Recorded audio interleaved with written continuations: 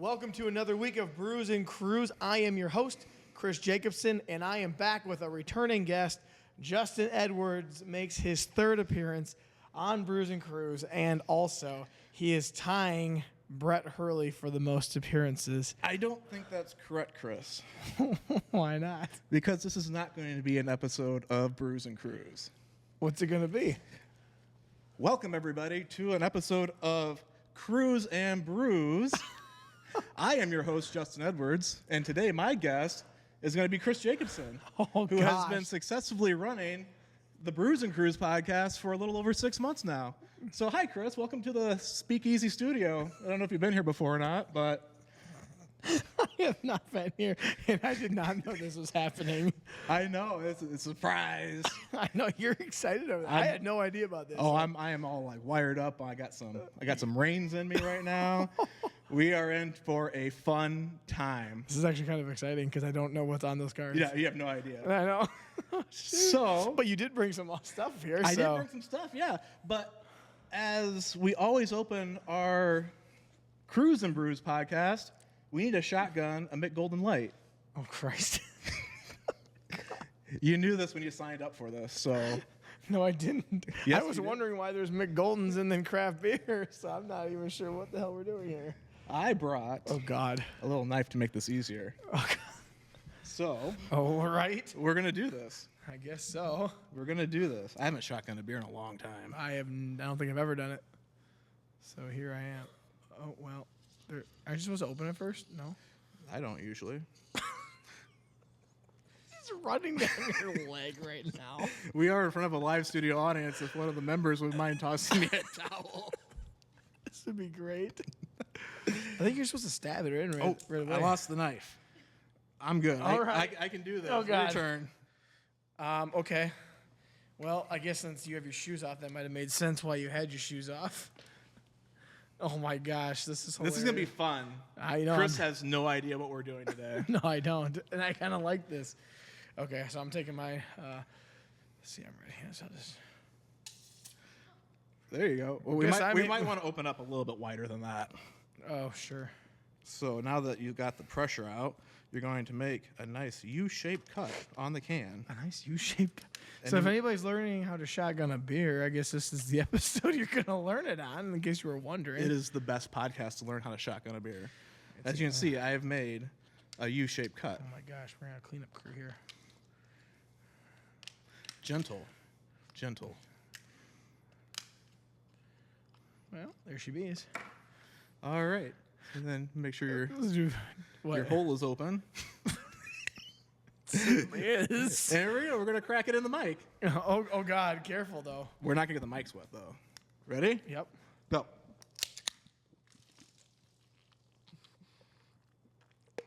Oh, gosh. So, for the viewers at home, Chris did not remember you have to turn the can. Correct. All right, cleanup crew, we are going to need you ASAP after we are done here. I didn't finish mine either. It's been a while. Oh, gosh. All right. Yeah, so that was good thing I took my shoes off. That was a lot of fun.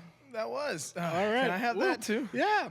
All right, so for those who are listening, Justin has now taken over. I have podjacked you. You have podjacked me.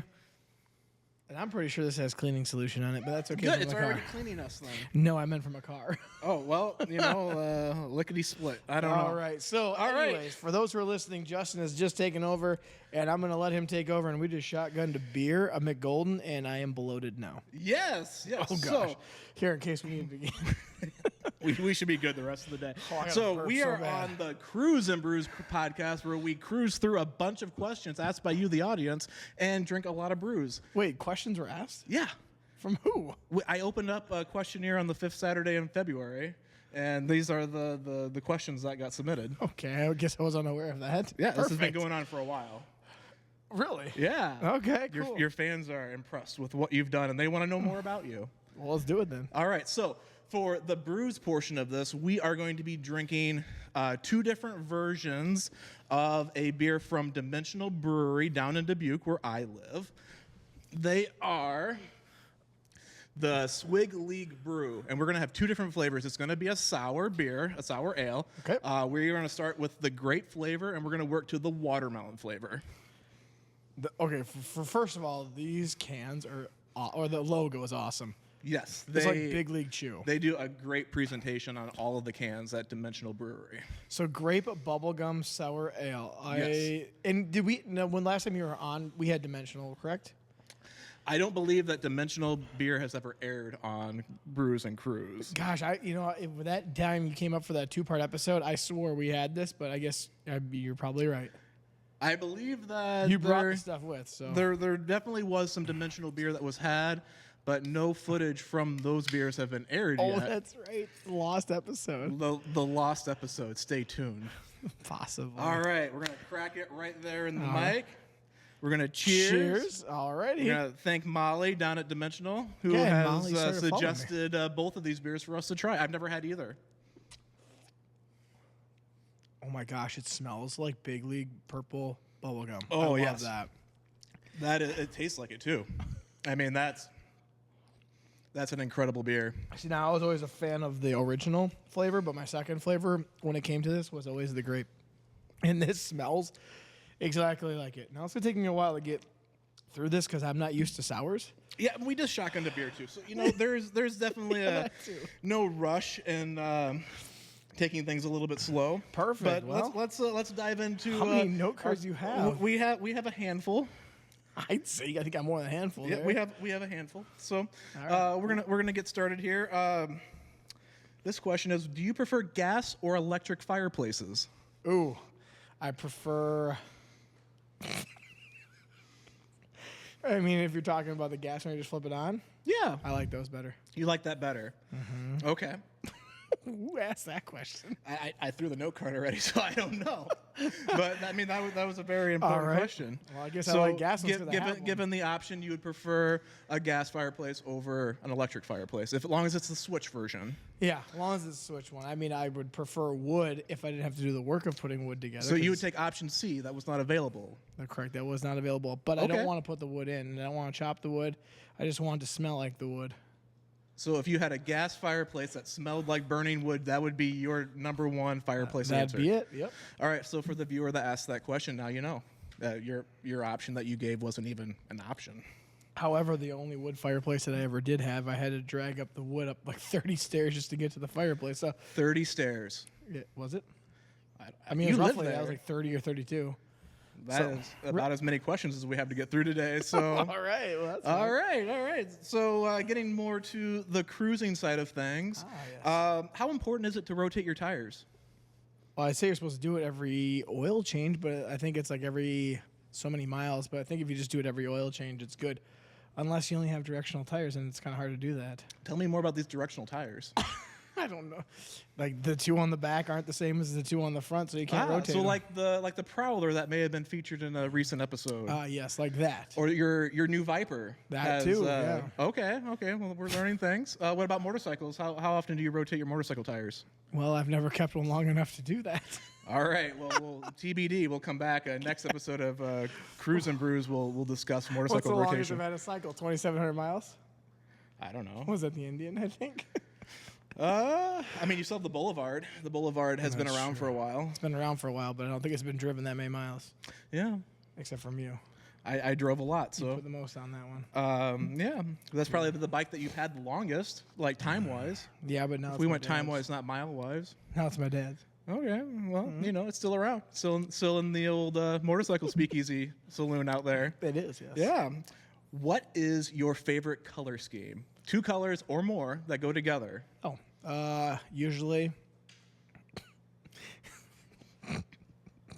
Usually it's black and lime green.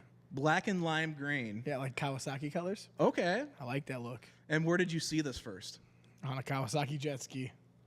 A jet ski, not a Ninja, not a motorcycle. Nope, Kawasaki. I had one. It was a stand-up. I had a 2007 stand-up Kawasaki jet ski. I love that color scheme. But yes, they also have them on the Ninjas, and those are So pretty cool. black base with green highlights, or just working them together? A black base with more or a little bit less of green.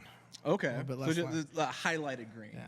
Yep. Yeah. All right. But then there's other color schemes if it were something else. That's like the sporty one. Okay, well, what's your other color Well, schemes? I don't know, like we didn't navy- specify. Navy and tan is good. Maroon and tan are always good.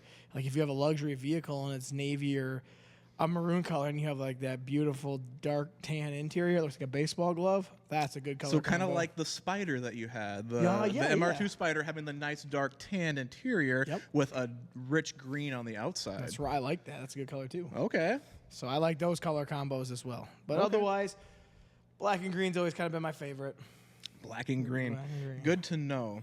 Now, this viewer is interested in what is the most common garage problem that you have here in the Speakeasy Studios. What's the most common garage problem? Yeah, like a regular recurring maintenance Well, besides beer on the floor. Well, that was the only one-time incident. Okay, it just happened the once. Well, the problem that my dad would say is that back wall where you can see the Supra sign back there. That one seems to have peeling paint due to moisture getting in from somehow, Okay. and that's probably the biggest pain in the butt that he has. Okay, so what do you do when the back wall starts peeling? He scrapes it and repaints it again. How many times has he done this? I would say at least twice. Twice. Well, I don't know. You probably know too. I know I've done it at least once. So it's been done at least 3 times total. Yes. All right. I've done it once. So we're talking aesthetic problems mostly with that. Probably not a structural issue, but No, not a structural maybe issue. like a little bit of moisture intrusion. But pain in the I mean, ass. clogged toilets. Nope. The toilet never clogs here. Well, not from like maybe from someone being stupid, but not Okay. because of deferred maintenance. Okay. Yeah, only because Pipes maybe- broken, frozen. Oh yeah, I remember that. Yeah, that was a fun night. That was a one, but that was during a one-time. Never really happens during that polar vortex. Mm-hmm. Well, I mean, But it hasn't happened since. no. Not Okay. that I'm aware of. Okay. Unless you are, because you have been gone for 2 years from Winona, so you might remember certain things because you were working here with my dad a lot. I don't know. I had to work on the toilet once, or like the sink drain was a little slow one day. Oh, well, yeah. Yeah. But the reoccurring one's always that back wall The there. reoccurring one is the back And wall. actually, the viewers can't see is in front of us. There's also Okay. a part 2. But that would probably be the one that pisses him off the most. Okay, so garage having a little moisture intrusion. Well, That's the biggest question here. Very nice, very nice. You're just like David Letterman. I am. I wish we could make like the crashing. Well, I mean, we can talk to the editing crew about that. Editing crew, you Where want to is put a noise in the back? You know what? This purple drank matches the It does. lowrider bike. For the viewers that can actually see, Chris does a really great job of putting a new vehicle behind the as the background as frequently. Mixing it up. Maybe not like a brand new vehicle every time, but we have a lot of different backgrounds to choose from here at the Yeah, Speakeasy yeah. Studio. Today we chose the bicycle. It is matching our drinks. We are drinking the grape Swig League brew, and this is a grape colored lowrider bicycle. It was my choice for today, and a fine choice indeed. I love what we put up on the coffee table. We wanted to make sure that you could see it. Yes. Yes. Because the last time you were here, we actually had my dad's motorcycle in the background. I don't know. Did we do mine too, or did we just do that one? I think we had the Shelby in the background. The as Shelby well. and The the Shelby was the motorcycle. background for a while. Yep. That's but, gone now. But now we've seen some new additions to the garage. It's Yes, very you nice. have. Yep. All right. Brett Hurley wants to know what the going rate for 2 Magic the Gathering booster sets are. Ooh, I believe. Well, it's definitely not $50 because he's trying to sell them for 50. Well, that's what we're wondering. Yeah. Well, I'm gonna say you're probably even lucky if you get $20 for those. Okay. They So actually should call up Northland Brakes and figure it out. tell me more about this Northland Brakes. Well, we've had a couple guys on so far. You've seen Marcus Teach out on, and so then you've also seen Tyler Weber, and those guys are one of their top people there, and they could probably help them sell those things, or at least give them a better price, because that $50 just is not cutting it. It is not. That's a No, great I've seen it. question. I've seen it advertised for longer than the Kensington. So That's- there we go. Yeah, they've been popping up on my Facebook newsfeed for quite some time. Yeah. And I have a laughing emoji on that one. I've seen that. It's like we're laughing right now. Brett, sell those things for like 20, maybe even $10. I don't even know, man. Magic. If you want to get into sports cards that have a better idea, Pokemon, no. Magic the Gathering, no. But $20, I'd say. $20 American. Yeah, American. American. USD. Yes. All right. So that one was actually. Well, are you going to read off who's sending these, or some of them? Some of anonymous? them we know, some of them we don't. You don't know the people? No, they were submitted anonymously. Oh gosh. Okay, that's cool. All right. This anonymous person would like to know: would you prefer flip-flops, slides, or Crocs when using alternative shoe? Flip flops, slides, or Crocs? Yeah. Slides. Slides? Absolutely. You don't like it between your toes? No, just chafes and burns my inner toes. All right. So some slides. I mean, no Crocs. What about Croc slides? Nah. So no Crocs at all. Nah. We I don't have want a that- pair of Jordan sandals that I've had since 2012 still. And before that, I had a pair of Abercrombie & Fitch sandals that lasted well over a decade, too. I remember those. Yeah, with the 92s on them. Yeah. Yeah, I wore them on the cruise quite a bit with you. Yeah. We were in the shower at the dorms as well. That, too, yeah. And it survived that. But actually, the Jordans that I have now that are at least 12 years old, those ones are the most comfortable I've ever had. Mm-hmm. And they're still rocking well, and my wife wanted a pair, so I got her a pair probably like 5 years ago. Wow. All right. So slides are where it's at. That's right. All right. Well, you just mentioned cruising, and this viewer wants to know what's the most unusual thing you've ever witnessed on a cruise ever. Most unusual thing I've Most ever... unusual thing. What's the first thing that comes to mind? Oh, man. It's okay. We have all day. Yes, we do. Well, I know you and me have seen some funny things, and the one that we went on with Poppy was hilarious, but it was like an event of all week. Okay. Well, summarize Like it. he was going to smack your ass if you got a line. That was night one when you met him. He said, you better behave there, Poppy, or I'm going to smack your ass. He was a colorful character. Yeah, and then remember he wore his entire Tracy McGrady uniform to play 3-on-3 basketball. He was dressed to impress that day. Gosh, that was great. I love some of my most memorable things is winning the Sexy Man competition. That's always my favorite. Oh, which year? Gosh, all of them. You know what was really fun is when we did the belly flop contest and we had entrances. That was so much fun. They don't do that anymore. No, I know. And then this last I understand why.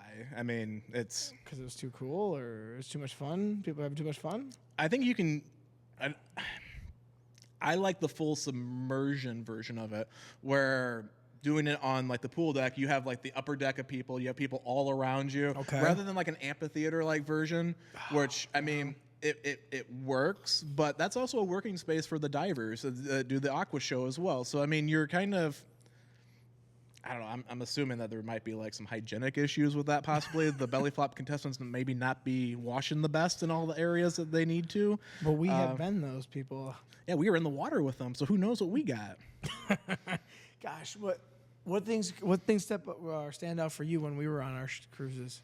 Oh, Is there one thing that stand? Because I'm also thinking like the last time you and me were on a cruise was 2013, and so I have 11 more years of cruises, kind of. I mean, I was not for me personally, but I was thinking for you at your most recent cruise, seeing a lifeboat at sea that you had to like putt over to. I mean, see that one. I mean, that was really unusual. Don't get me wrong, but some people were like, "Oh my gosh, what is that?" And I'm like, guys, they're not going to let just random people come on without checking them out. So some people were freaking out, and yeah, that was pretty unique. But I'm thinking about experiences that maybe more affected me because I wasn't worried about those people that were stranded at sea. I don't know. Good one. This is so awesome. Yes. Great. Let's go with Okay, this. so I'm going to give myself some flowers. Not that I'm a good karaoke singer by any means. It was just really fun. This last cruise I was on, Icon of the Seas, their karaoke bar there.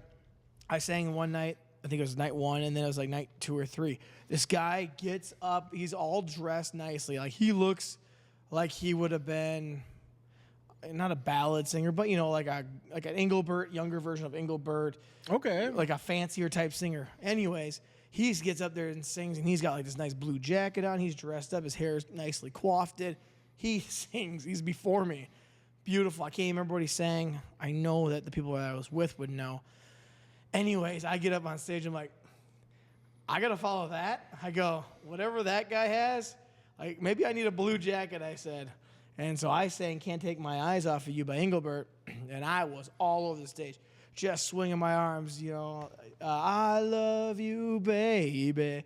Well, anyways, after that, I got like, not a standing ovation, but everyone was clapping. That guy walks up behind me, takes his blue suit coat sport jacket off and places it on my shoulders. And just like, I was like, oh, that was such a cool feeling. But I suck at singing, so it was all just like the theatrics. Well, you know, I mean, putting on a good show is very important. That was cool. How's it going? Yeah, the Sea Lifeboat didn't really excite me that much. Okay. But man, Icon of the Seas, that is a sweet ship. Okay. And I did that one podcast with Enyo from his balcony, and he was smoking cigars on it. Oh, no, that's not allowed. That's a no-no, That's Enyo. a big no-no. Oh, no. No, we no, won't tell Enyo. Royal Caribbean this time. I should send him that one. I believe there might have been some trading cards that were left on the ship.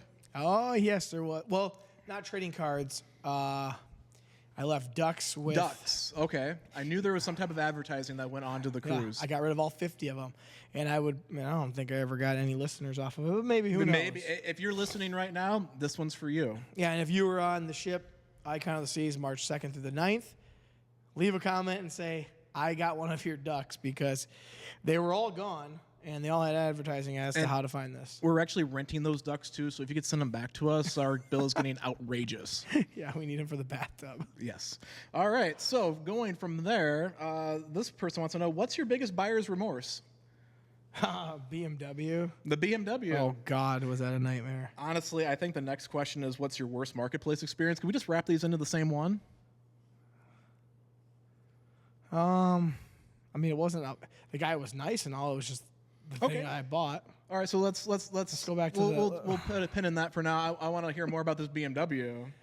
Oh, the BMW 650i 2006 had like 90,000 miles on it. That thing leaked like none other. It's a true BMW. Ah. And my buddy Matt goes, "Well, you bought one that was known to have problems." I'm like, "Well, I didn't know it had problems." And I bought it for $7,900. I thought I got a pretty good deal. It's a nice V8. Drove nicely until it leaked. It just leaked everywhere. Yeah, my garage still has oil stains on it. So from that. we're talking about oil, like tranny fluid, windshield wiper fluid. No, it was straight oil. Just straight oil. Just motor oil. It was all over the place from what I remember. And then I spent roughly $7,000 to $8,000 just on maintenance, and I bought a new rim because that one was all messed up. Yep, I remember that. So all the rims were nice looking, and it looked beautiful. It was from the side, it looked great. Coming down the highway, it looked fantastic. Having the top off was nice, but the headache was not worth it. And then I went to go trade it on the Mustang that used to be in the background. And as they test drove it, they're like, "Do you know that your transmission is going out?" I'm like, "What?" Oh, no. Oh, yes. Oh. And they go, "Yeah, we would maybe give you like $3,000 for this." I'm like, okay, I can't do that. So I drove it back home from, I think it was Charles City, Iowa. I drove it home, called up a guy that looked at it, and I'm like, "Hey, they said that it's got a transmission that's possibly going out. What's the most you'll give me?" I think he gave me like $5,000. It's all yours.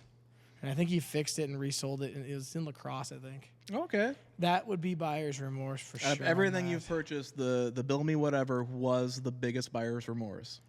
Yes. Oh, gosh. Yeah. Okay. That one just stands out in my mind. Who knows? Worst marketplace experience? Yeah, worst marketplace experience. I mean, this could be for the product purchase, could be for the interaction between you and the seller, you and the buyer. Oh, God. Well, it wasn't a purchase. It was, remember when we went last year, we went to Milwaukee and we looked at that bike and I thought it was going to be in really good condition. Yeah. And I had my title with me and everything. I'm like, "Oh, this 2019 Harley CVO, this will be so cool." We got there and they wanted almost brand new price for it. Right. And it wasn't anywhere near. We both looked at it like, "You better not." Oh, I was the Harley owner at that time, saying like, "Oh, I don't know about this." That was an interesting experience. I mean, I know things don't always like show well in person compared to photos. I mean, everyone knows you can take a better looking photo than what it looks like in person.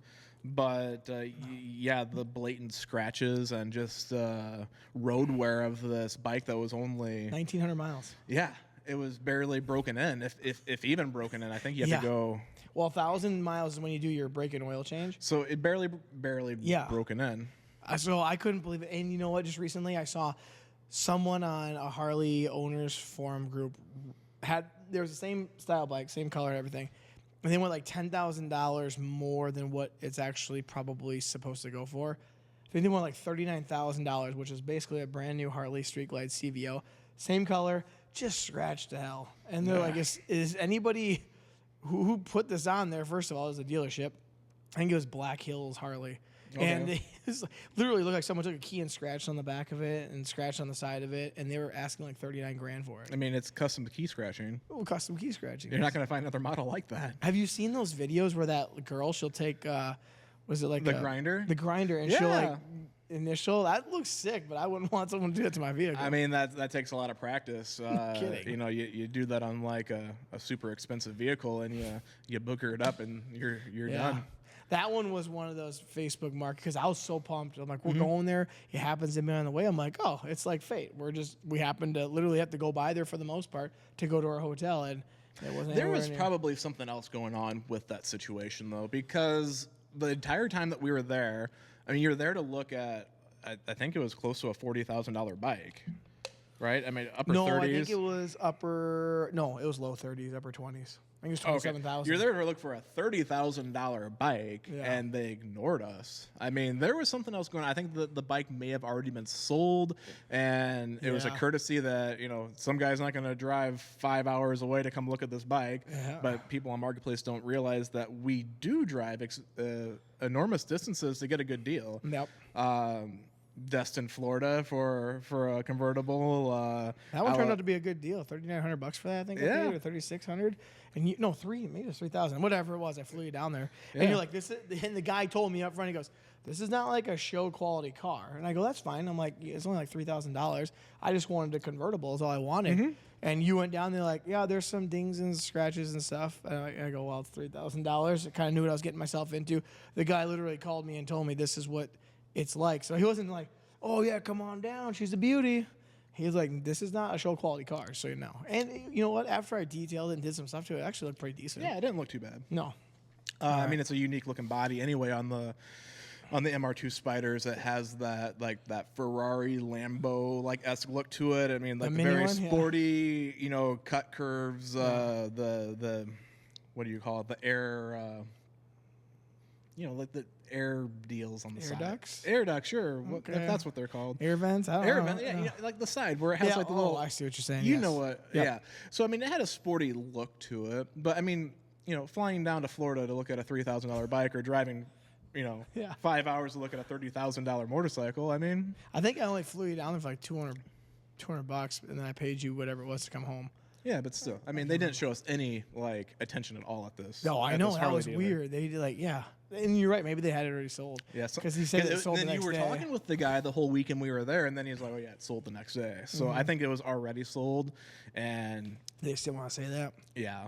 I'd rather you just be up front and be like, hey, someone put a deposit down. It's not for sale anymore. You know, people just aren't always honest, so...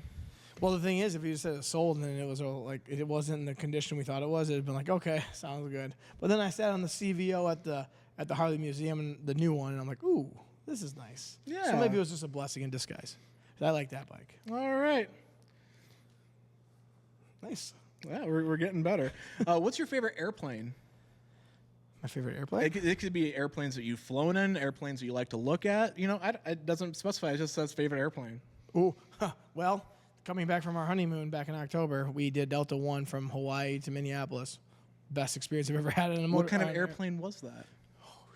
Like a 757, maybe? I don't think so. 777? That sounds a lot better. Okay, well, you tell me. I don't know. I don't know. I wasn't there, but I don't remember that they have Delta One on a 757. I could be wrong. So then it had to be 777 or 787. I think it's probably one of those two. It has to be one of the bigger numbers. Because it was a direct flight, so it had to have big plane, right? Oh yeah, big plane. But we never had to go back by the the scoundrels. The scoundrels. We never had to go. The rowers. Yeah. They're back there on bicycles, keeping the jets going. Yeah, we didn't have to go back. I think we were 7th row back. So right when you came on the plane, you went right to Delta One, and that was an experience that was really. Tell me more about this Delta One. Oh my gosh! So you get on the flight and you walk to your seat, and it was an overnight flight. So we left at like 5:30 p.m. from Honolulu time, which is like 5 hours different than Minnesota. Then we got back. I think our flight landed at 6:30 a.m. Anyways, you get on there, they sit you down, they show you get like a little bag of amenities. So if you want to go brush your teeth or whatever, then they give you these little cheesy sandals, some little eye thing so you can sleep, and they give you a blanket and a pillow, and then you can recline your seat all the way back flat. And it was amazing. It made an 8-hour flight feel like you went down to Florida in coach, basically. Oh. That's how fast it went by. And then they ask you if you want to be woken up for breakfast service because we got dinner when we were on, then you just wrote if they want them to wake you up for breakfast or not. And then it was unlimited drinks, but we didn't really utilize the unlimited drinks because it was the middle of the night, and we knew that when we land, it's morning. So we didn't really party, but, dozing in and out, falling asleep, waking up, and then obviously have your unlimited everything. It was just, if you can ever do that one time, and you can, and we only did it on the one way because it was $2,400 for both of us one way. On the way out there, obviously we just flew out to Vancouver, and we just did Comfort Plus, which actually, for those who fly, it's not first class, but it's not economy. It's Comfort Plus. It only costs usually it's like $100 more than just regular economy, but you get unlimited drinks, and you get a little bit better of a seat, and you get unlimited snacks too. So I like that. No. It's just the seat's not as big, but you get a little bit more legroom. So if anybody's ever wanting to have somewhat of a first class experience without going all the way, Comfort Plus on Delta is a really good way to go. But Delta One, there was nothing like that. Well, I guess it's a little bit different probably for a casual traveler such as myself, who's never really gone so much like outside the country. Yeah. I think LA is the furthest flight that I've ever flown.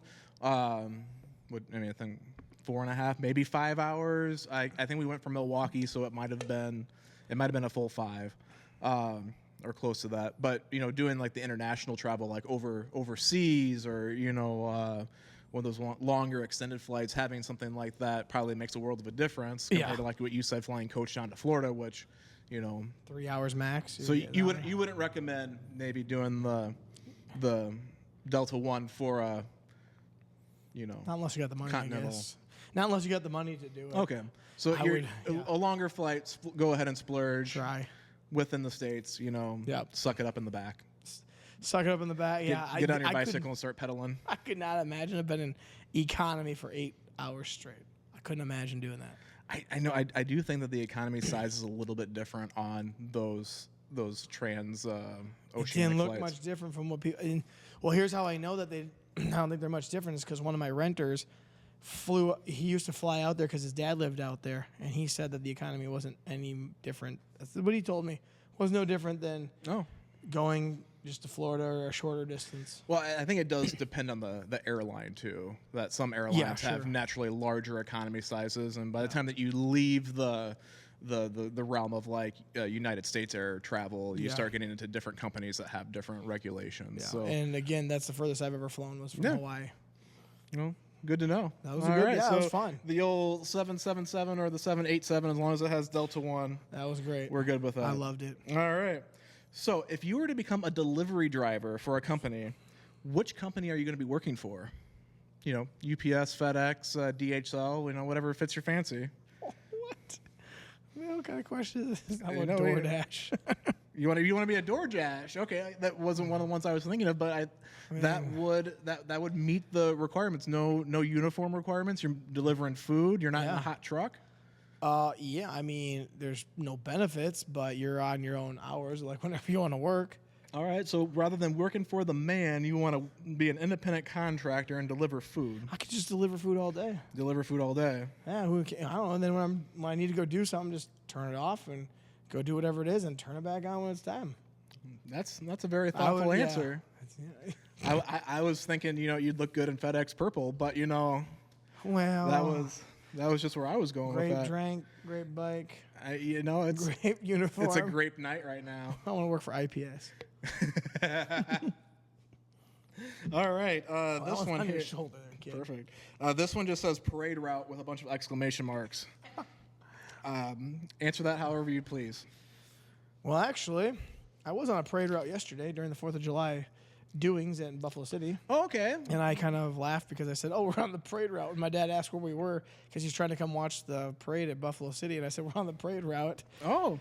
And we were. We had our chairs, and Stephanie popped her Honda Pilot back and sat in there with her friend, and we just watched the parade route. But then I also was able to take Miss Southern Minnesota through the Steamboat Days parade, and she's going to be on the podcast here come next week, so that'll be a good one.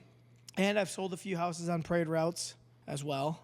And how much does that increase the value of the home? Well, if you're on Broadway, a lot. Really? Because people on Broadway in Winona do not want to sell their houses because it's on a parade route, usually. Unless they have to sell, that's a different story. But most people, like a day or two before, they got their blankets out there, they got stuff roped off, and a lot of people, if they're on Broadway Street on the east end of Winona, they don't want to give up their house because of that. Same thing with Louie's parents out in Goodview. The Goodview parade The route. Goodview Days parade, they love it because not only is it front and center from the beer tent. No, of it's course. also right on the parade route, and they love that. And I remember them when I would grow up, and they would say that, and then we would sit out there. So parade routes do, for some people, increase value for them.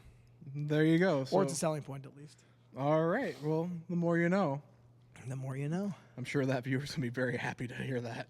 Yeah, I'm sure Matt Golden will be great. All right. Oh, we got to make sure we know who we're advertising here. All right. So, given this situation, there is a sausage and mushroom shortage that you can't find them anywhere. All right. What kind of pizza are you ordering? So sausage and mushroom off the table? Off the table. Well, I can do a cheese pizza. That's no problem. Otherwise, It's kind of a give me liberty, give me death type of thing. Like, give me those two toppings or nothing at all. or green peppers. Just green peppers. Yep. A green pepper pizza. Yep. Have you ever had the black olive pineapple pizza? Nope. Don't want that. I don't want pineapple on a pizza. It's good though. I know, but I don't. Well, know you do. that. You know, I don't. You just said that you did. I don't know. We have it. We have it on film and audio. Yeah, I think you might have to. You might Make have to sure try the film's still rolling. Maybe the film quit. Maybe our live studio audience can take a look to make sure. That would be nice if they did that. Make sure the numbers are still rolling on, and make sure the camera's all still going. Let's hope so, because we're not going to be able to replicate this. This is a one and done type of thing. The numbers are still going. We're good. Maybe if the audience were to cheer or something. Woo! Yay! Okay, I guess we're still going. So if you can't have sausage and mushroom, you're gonna either have a cheese pizza or just a green pepper pizza. Yeah, I mean, most people would probably say pepperoni, but I don't even need pepperoni. It's so greasy. I'm okay with just a cheese What about pizza. beef? No, I don't need that either. No, I'm good with just a cheese pizza. All right. I was gonna have that yesterday, remember? And then they gave me the sausage. Well, they gave you the sausage anyway. 5-finger death punch, sausage pizza. Something like that. I don't know what it's called. All right. This viewer, very, very top fan right here. All right. He wants to know how many fish have been caught in your boats, total.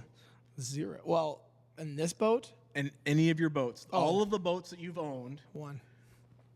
I know there's been at least 2 caught. Really? I remember 1 that you caught in the marina. I've caught at least 2 in the marina. Did you? Yeah. Oh, really? Nice. I hooked one out on the river one day, too. Well, I remember I had that photo of you fishing, but I couldn't remember if you actually pulled one in because you were on I didn't pull one in out there, but I've caught 2 in the marina. Nice. It says right on there you're not supposed to fish in the marina. Oh, it does? Yeah. Oh. That's okay. Well, we didn't say which marina we were at, so yeah, it's just no harm, no foul. It's probably an Elma marina. Oh. Elma. Lacrosse. Yeah, probably. We were at those ones. The old Trempolo. Trempolo. Yeah. No. Yep. Okay, so 2? Perfect. Top fan. 2. Boy, I'm glad that guy didn't give away who he is. Yeah, I don't know who that guy is, but... All right, this one's very important. Ooh. All right. You wake up and your house is on fire. What is the first thing you do? Grab my wife and my dog and get out.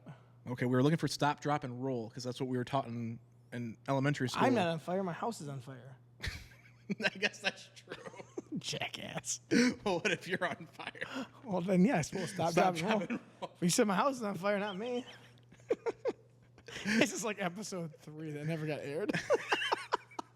Oh, I think we are much more structured than that one. Yeah, way more. And you're actually sitting up in your seat this I know. time. I'm trying to just find like the best spot to sit in these seats. This is a great episode. I love this. Yeah, actually, I think we're probably about half done. What does that mean? What, I want to throw one sometime. Give me one to throw next. I want to toss one. All right, we'll let you toss one. I was thinking, where are we at with this beer? Because About halfway. About halfway. Mm-hmm. Did you want to finish it before we start the watermelon? No, we can start the watermelon. Because, I mean, I kind of want something maybe... I got about this much left. That's where I'm at, too. Okay. So are we halfway through our questions-ish? We're about halfway through. All right. So then let's open up the next one, too. Okay, so the studio audience would like to try this. Oh, that's fine. Yeah, studio audience, try that. Smell it first. It smells like bubble gum. How many times have you had a live studio audience? Well, I've had 2 other people, 3 times total. Josh was on one of them. Curtis wasn't exactly the live studio audience. He was actually running audio, but he was live and he was here and listening, and then he would throw out facts. So how was that not a live studio audience? Well, I mean, like, I've had it 3 times. Well, I don't know, because Josh was just here having beers on the side while I was recording. Curtis's brother was actually running audio for me. So is he a live studio audience member, or is he running? Yes, he was here live. Okay, so 3 other times then. Yeah, it's actually beer. These are real beers. They are not near beers. They are not fake beers. These are real beers. It is a real sour beer. It is a very sour beer. We're getting audience questions. I mean, you can answer these if you'd like, I too. am. Which one? Is this a beer? Yeah, it's a beer. It's like Berliner Weiss from Island City that we used to have. Yeah, the old... But this is just grape flavored.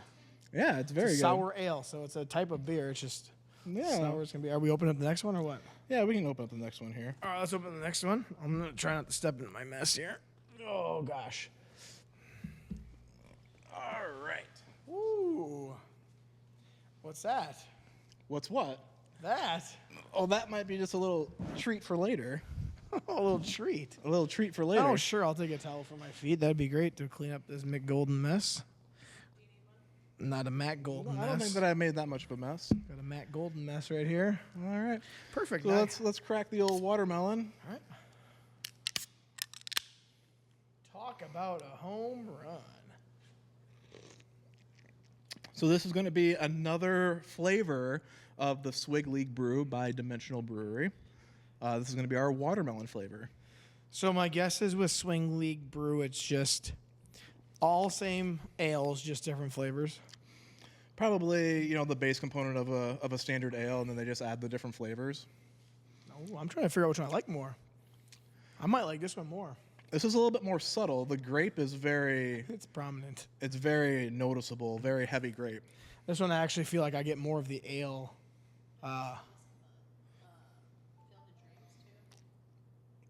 Do they sell this as the Field of Dreams? I don't think so. I think Field of Dreams, Dyersville, Iowa has their own brewery, but there are a few different breweries in Dyersville. We'll have to reach out to. We might have to just make a trip there. We might just have to do an on-site location. But dude, I got the DJI mics that we can hook up to our shirts, and we can just talk wherever we go. I'll bring those along. Well, maybe in the future there will be an episode of Cruise and Brews filmed from the location of an actual brewery. That'd be sweet. I mean, maybe we can make this work. Well, yeah, Steph and I were planning. We'll have to redivert some funds from our budget, but we can maybe make this happen. We got the hookup. Holler if you hear me. All right. All right. What do we got next here? I get to throw this one. You get to throw this one. Yep. What feature in a car can you not live without? This looks like Brett's handwriting. I know it's yours. What feature? What feature in a car that can you not live without? Well, I thought I could. I thought I couldn't live without cruise control. On a daily driver, probably not. But in just anything in general, probably couldn't go without a stereo. Okay, so you need music. I think so. Okay. If it's my daily driver, I would say then I would do cruise control, and I can just listen to whatever on headphones. Okay, so you need to have a radio, and if you don't have a radio, you need to have cruise control. That's right. Okay, so that would be a feature. That heated seats I could deal without. Cooled seats, heated steering wheel I could deal with. I think you kind of nailed it with a radio. I mean, that's pretty important. Yeah, but nowadays, you can just stick your headphones in. So I think that's illegal. Well, I'm pretty sure it's illegal to drive with headphones in. Well, they don't have to see me. It's obvious. That's fine. You got the big over the ears. No, the little iPods, the little AirPods that are in your ears. Rocking the big Beats. I used to ride a motorcycle with those things on. I never got pulled over. Ride a motorcycle with over-the-ear headphones. No, with little earbuds. Oh, imagine the big over-the-ear headphones on your motorcycle. That was when I got cold out, so I could keep my ears warm. Do they make like ear muffs mixed with headphones? Because that'd be a good idea. Wait a second, cut that out so we don't give that away. I'm sure they've done that. Well, my buddy Enyo has sunglasses from Ray-Ban that have music right here, and I didn't think that would be worth anything. But you put them on, and you Ray-Ban's blowing up. They have like little cameras too. he's got a camera right here. Yeah, and he can tap on it and it starts filming, and it's actually really clear. Yeah, he did it while we were four-wheeling, but then you also had music on at the same time. Yeah. So I was like, well, I don't know if I ever need that, but Steph's like, I should get those for you for your birthday. And I'm like, well, maybe there's something else. Like everyone always makes fun of me for not having motorcycle boots. I said, maybe you just give me those. I mean, you don't have to have like motorcycle boots, but maybe just like a pair of boots. Well, you know what I mean. I don't like boots. Harley makes find the pair that you motorcycle like. shoes, and I like motorcycle shoes. All right. Why is everyone gonna be hating on it? I hate that you don't wear gloves. See, that's weird.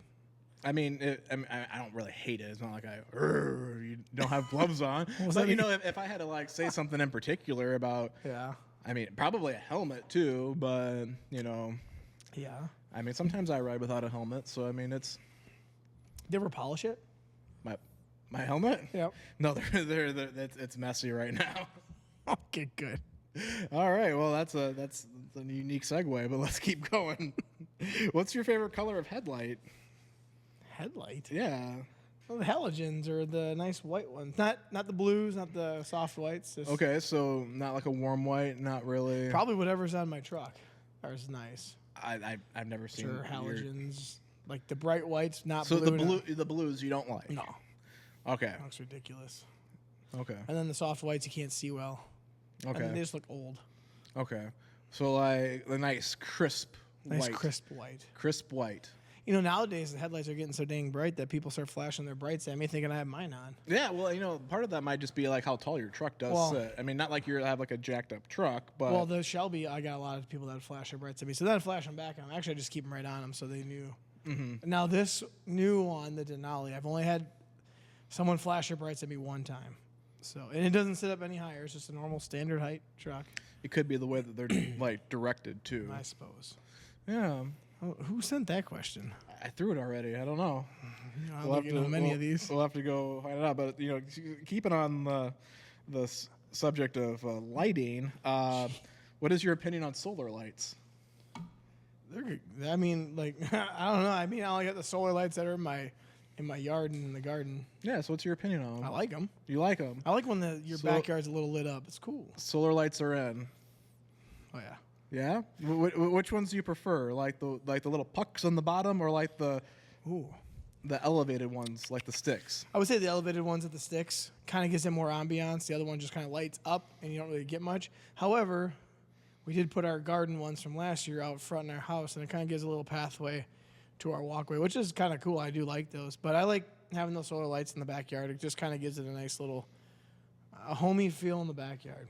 Okay, well, that works. Yeah, I like solar lights. They're a lot less maintenance, and you can go buy them for like $20. We just bought a solar rope, actually, rope lights, and I tucked it underneath of our stairs. Really? Going to the front door, so it creates like a nice underglow of the stairs. Oh, dude, underglow. Underglow. What's underglow. your opinion on underglow? I love underglow on a car. Yeah, which color? Well, blue is always the best. Blue's the best. I mean, you just remember Too Fast, Too Furious, Paul Walker pulling up in the skyline. Blue underglow, turns it on. It was so cool. Red's probably my least favorite. It was just you couldn't see it well. Doesn't glow. Anyways, I figured that you'd like green, having like a black car with green underglow. I had green on one of them. And actually, on my 99 Trans Am, I had where you could change them. That's when they first came out with like 7 different colors or whatever. Oh. And I could change it from purple to green. I think I even had a white to blue to red. Did I say purple? I don't remember. I think you said purple. Anyways, blue has always been the best, no matter what. It goes with every car, I think. Okay. Blue. I think the BMW actually had some lights that popped out that were blue. Some door lights. Oh yeah, the puddle lights. And then you open it up and it said BMW, and yeah, those are sweet. Those were cool. That was the best part of that nightmare. Yeah, it was the least amount of maintenance I had on that car. Yeah. It popped it right in, and that was it. All right, perfect. No, they don't even have any for the Viper. That'd be sweet though, because they don't have any puddle lights. I mean, maybe I should put an aftermarket thing that you might be able to do. I should put underglow on the Viper. Which you'd put blue under the Viper. Oh yeah, for sure. If I had to choose a color, but nowadays they have like strip lighting, so it's not. I remember one time my cousin Mitchell. Hopefully he's listening because he does listen to some of these. My cousin Mitchell we were putting him on, and this is when he had the tubes. Yep. And we're putting on under my 2004 Toyota Celica, and he broke just about every single drill bit he had trying to go up and under, because that was when they started putting like the rust coating underneath cars, and he's trying to drill up underneath there, and he broke just about every single drill bit getting those things on, and they did eventually go on, and they looked really cool, but it only lasted for like a year because they were. Oh. You know what that means? Oh, what the hell is this? Oh God, you had a timer going? The random amount of time I put on my phone has signaled that it's now time for the brewski shot. Oh, So for the viewers at phone, the viewers at phone, the viewers at home, viewers on a phone, or the viewers on a phone. You know, you might not be at home, but you can still listen on your phone. so that's what that's for. So we're gonna do a brewski shot. We haven't done that in a while.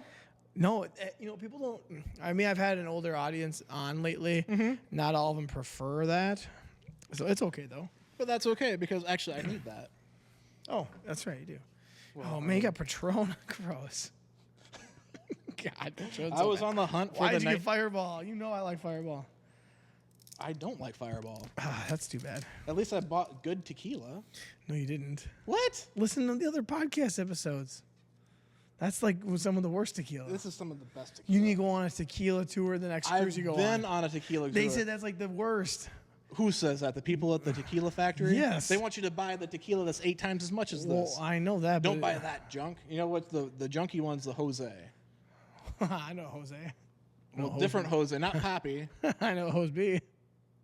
I think you were Jose B. I was on one of them where we danced off. Oh, gross. So nasty. Thank you. There you go. We cut it a little bit for you. Thanks. All right. Alrighty. We're going to do the old brewski shot here. All right, and we got mics now with better cords. All so right. Don't worry about the mic cutting out on us. Perfect. We're good. We're good. Hold on. Need a breather for this? I'll get it out.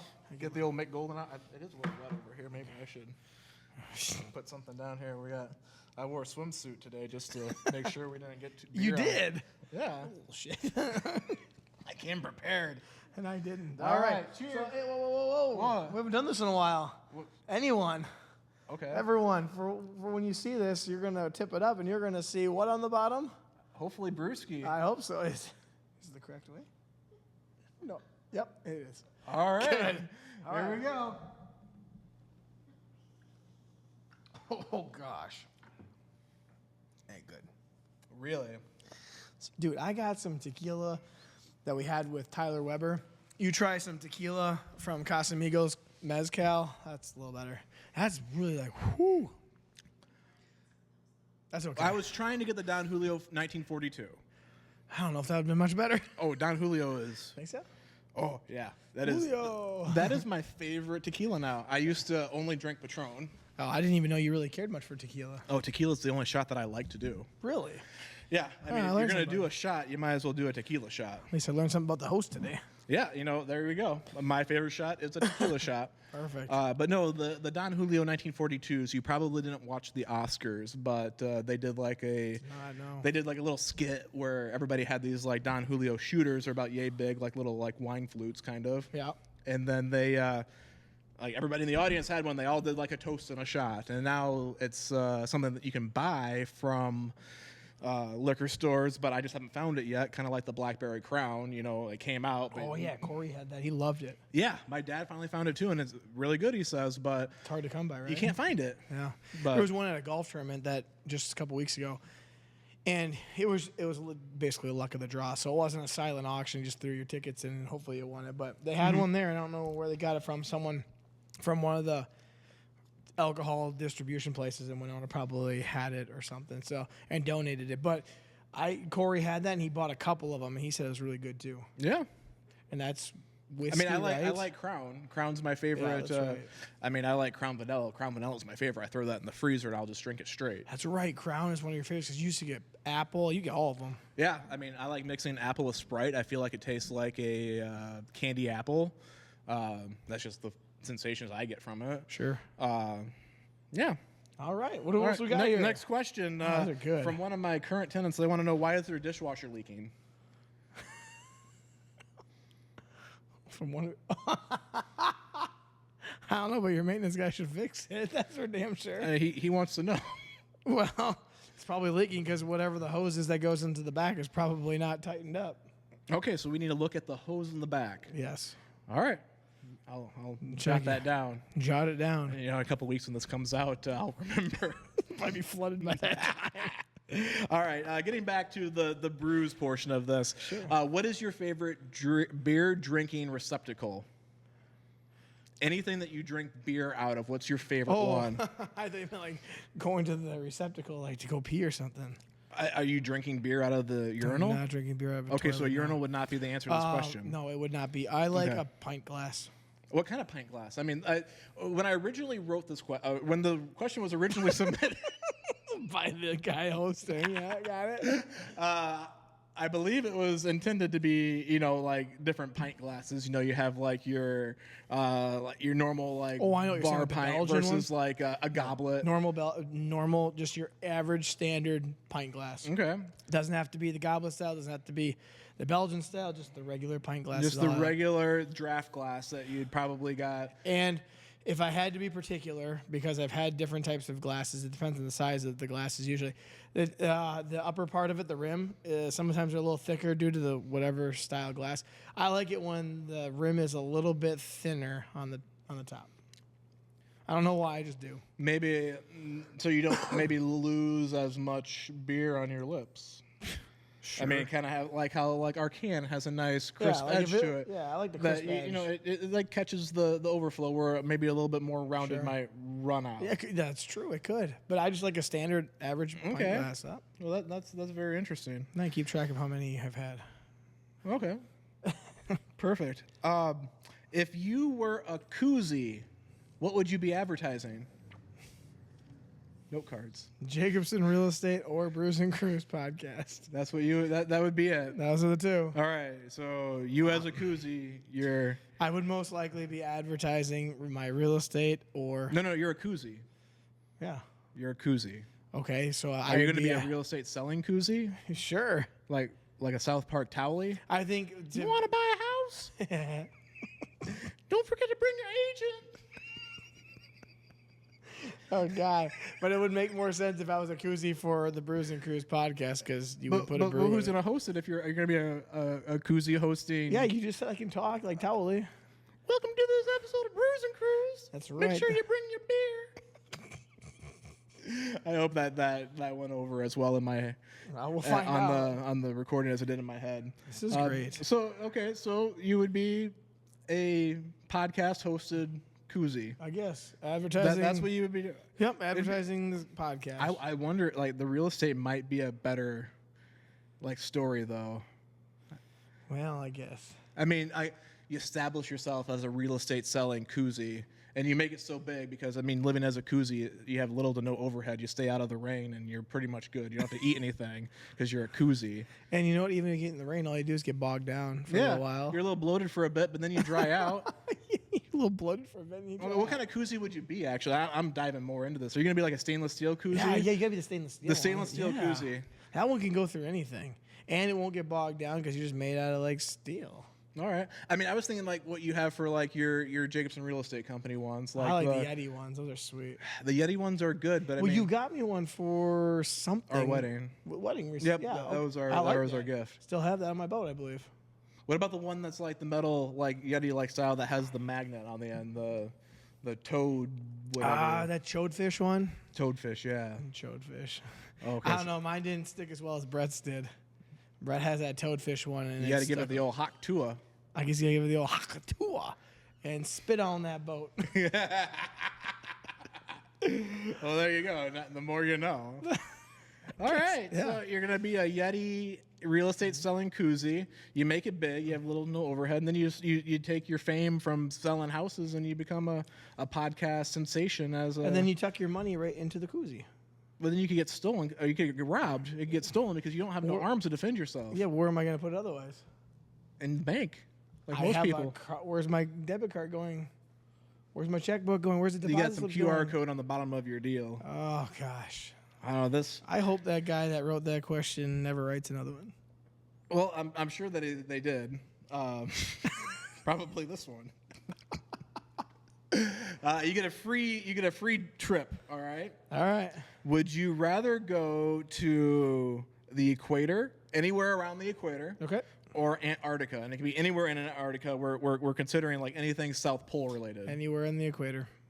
I do not want to be cold. So I know that you are a good fan of conspiracy theories, and we're not going to dive too much into it. Besides the fact that Antarctica has been kind of declared a mysterious land of all kinds of mystical things that they're trying to cover up. Okay.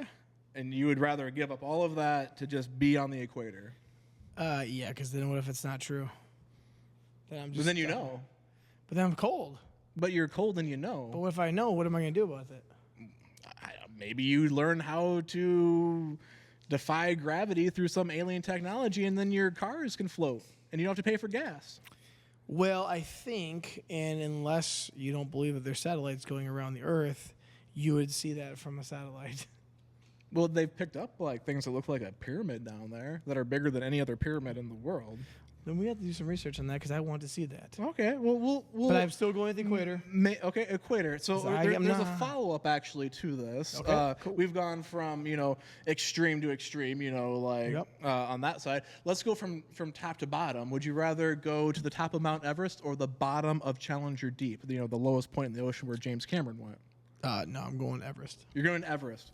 More people have died on Everest than at the bottom of the ocean. You didn't say I was going to die in any of these. Well, I don't. The risk involved. I thought I was safely going to any of these spots. Well, I never guaranteed your safety. I just asked would you rather go. You got to climb Everest. I'm not just going to put you at the top. You got to go from the bottom to the top. Finally, you make some description of this question. Well, you just got to assume some things. All right, I'm still trying for the Mount Everest then. Okay. I'm cool with that. Which way would you take, the north side or the south side? Which way is the best side? That's a really good question because there's there's different mentalities when it comes to climbing Everest. Okay. So the south side, you're going to have to transgress like an ice field, the Kofall ice field. That's like, you've probably seen that before where they're like walking on like glaciers with big crevasses and like ladders across. You got to do that first. That's a really dangerous thing to do because when the sun hits that, it becomes really unstable. Okay. And then you get different camps after that and you work your way up. The north side, you actually start a lot higher. You go from a base camp to an advanced base camp, which sits a couple thousand meters higher than... meters or feet, I don't know. It sits a little bit higher than what the base camp on the south side sits. And then you have, it's a little bit more of a direct route. You have a couple more like steps that you go up at the very top. But, I think I'm going north side just off of that description. Yeah. If you ever get a chance to watch the Everest documentary on Prime, something Everest, I can't remember. It's a really good one. I've seen it like 3 times. But, all right. Do they show the dead people at top? They do. Ooh, jeez. I mean, not like they like zoom in on them or anything, but I mean, they make it very apparent that like people die doing that. Oh yeah. I think I'd rather accomplish that than go to the bottom of the ocean. There's probably not much you can see at the bottom, but it'd be cool to say that you did it. Well, it'd be cool to say I climbed Mount Everest too. And okay, what if we change this up? Maybe not like the lowest point, but if you were given the opportunity to see the Titanic in a very safe submersible, I'll guarantee your safety on this question. You can climb Mount Everest, no harm inflicted, but you have to put in the work, or you sit in a sub that will not implode. At the bottom of the ocean, you can see the Titanic in person. But then I'm probably going to go see the Titanic. Okay. Because I like the Titanic history thing. So I would probably rather see that then. Okay, so given the option between the highest point and the lowest point, you would take the highest point for safety-wise. But if you were guaranteed safety, you'd like to see something cool. Yeah, but if you're just going to take me down the bottom of the ocean and see nothing, I don't want to go on. Well, I don't know what's down there. There might be something. Yeah, well, if it's going to see the Titanic, I'm all for that. But if it's just to go down and you're still going to guarantee my safety, or you're going to guarantee my safety. I go to the top of Mount Everest. I'm going to Mount Everest. That view's got to be sweet. Yeah, I would imagine so. Yeah. You There's nothing great at the bottom of the ocean. It's just dark. Unless you see the Titanic, and even then you're only looking through spotlights, really, it looks like. Great question. I wouldn't know. Yeah, we're really diving into your psyche here. Yeah, thank you. All right.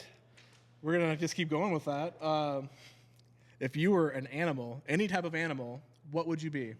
And I'll open this up. It wasn't specified. We'll say any animal that has ever existed. So dinosaurs and whatnot, those are totally acceptable. I think I'm going to go gorilla. Really? Yeah. Out of everything that you've been given the option, you want to go with the thing that's closest to what you are right now. Yeah. Minus like a chimpanzee. Yeah. You just want to be you, but a little bit more bulky and hairy. Stronger. And somewhat smart and understand what's going on. Yeah. Somewhat smart. I mean, you wouldn't want to I be don't like want to be an a animal bird? that's oblivious to. No. What about an eagle? Maybe an eagle. I Okay. mean, that'd be kind of cool. You could fly. Yeah. Or like a fish. You could like swim. No, I wouldn't want to be a fish. No. What any type of fish? Nothing that's in the water. No. Whale? You want to be a whale? No. What If about I killer had whale? to. No. What about that seal that hopped up on I that don't want to person's be in. boat? I don't care. I don't care that much about that water. You gotta remember that. You love cruises though. I love cruises. What if you were like a blue whale? You're just cruising the whole time. But I like views, so then I would go with eagle. If I had to go with bird, I'd definitely be eagle. For sure. We have all the options for birds. You want to be It's like gotta a be like a condor? It's gotta be a strong bird. An albatross. The eagle's just so cool looking though. Okay. The eagle's pretty badass. So where would you be as an eagle? Are you gonna be a bald eagle like over like the river valley here? Or are you gonna be like a golden eagle out wherever they are? Well, I don't know where they are. I don't know either, but what if it's cooler than here? What if they get like a little coast action? Well, that'd be cool if you get some coast action. Okay, for so sure. a little coast action. So They've already seen this area. what about like a seagull then, or like a what's the one with the gullet? The pelicans. Nah, I don't want to be. You want to be a pelican? The bald eagle looks so cool. Okay. I mean, like when you see one of those, and we see them on the river all the time. Yeah. What about like a falcon, like a Hayabusa? I mean, that'd be kind of cool too. But I still like that bald eagle with the white hair. So if you were what is a Hayabusa? I still like a gorilla though. That's a falcon. All right. So if you're a falcon in America, you're a falcon. But if you're a falcon over in Japan, you're a Hayabusa. Ooh, I had a Hayabusa. I know. What about that being over there and like overseas as a falcon, but you'd be a Hayabusa? Nah, I'm going with either bald eagle or gorilla, and I still probably am on gorilla. Really? I think so. Of all the options. All the options. Nobody's gonna mess with you. I'm sorry, but as the host of this version, I feel like that's kind of a vanilla answer. Well, good thing. I mean, if that's how you like it, that's cool. But I mean, I'm sorry, man. I do. They're just as. Is there a certain type of gorilla, like a silverback? Like you're gonna be like the alpha gorilla? That will be the alpha gorilla. All right, you're gonna be like in a Tarzan, and you're gonna be singing. Oh, I could sing. I don't care. I said an animal. I didn't say you could be a singing gorilla. Well, I just like it because it's kind of badass. Nobody's messing with you on that, and you're somewhat as smart as a human. All right. I like it's your world. We're just living in it. That's correct. I heard that before. There you go. You gotta give that a flick. There you go. We're gonna have to pick all these up later. We'll find them. All right. If you're on a road trip, what is your favorite gas station to stop at? Oh, well, that's a pretty good question. I know, right? Quick trips are pretty cool, but depends on what's in the truck stops, like a Love's or a Travel America. Like a big one, or is it just any of them? Because there's some that are like really massive. I know, like the Travel Americas are huge. Like I feel like the Loves that you get in like St. Charles, that's not like a big Loves. No, it's not. That's like you're like ticking your boxes, but you're not like getting like super big. But like you get like on the interstate, and you see like some like just massive like pilot stations, Love stations. I don't know, Travel America. Okay. Even the one in Albert Lee is pretty darn big, and it was cool. The old iron skillet and the Petro station. No, I don't like that. No? Terrence does, but I don't care that much. I mean, iron skillet is just a special time. I don't know why. It's good food. Travel America had so many different things. They had a restaurant. They had other food vendors within there. I like the Travel America. You like having options. I like having options, yeah. Okay. I mean, Quick Trip's pretty cool, but I don't know if Quick Trip has like a truck stop type style yet. I don't think they do. I mean, there's some bigger Quick Trips. There are, but usually if it's a Travel America, you're getting into something pretty decent size. Yeah. I used to stop at a Travel America on my way down to Ellsworth Community College in Albert Lee. That was my one stop. I'd go to the bathroom, and I'd go in there, and it was a nice, big, clean place. Okay. I mean, I have my own preferences. You know, I like having a quick trip around because I feel like I can go into any quick trip and navigate to exactly what I need. Yep. If it's the older style, they're all the same older style ones. Yeah. If it's the newer style, same type of thing. I mean, things might be in a slightly different location, but you can get in there and out, and it's very consistent.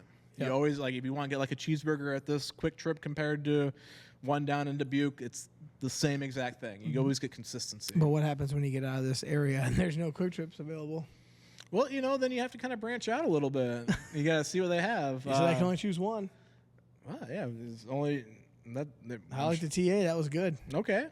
I've only really known. I mean, Casey's is probably my favorite to stop for necessities, not for gas. I also like the fact that Quick Trip gases seems pretty consistent. You get some places where it seems like the gas might be like off a little bit, Yeah. and it might just be a subconscious thing. But sometimes it just feels like, Quick Trip gas is off, huh?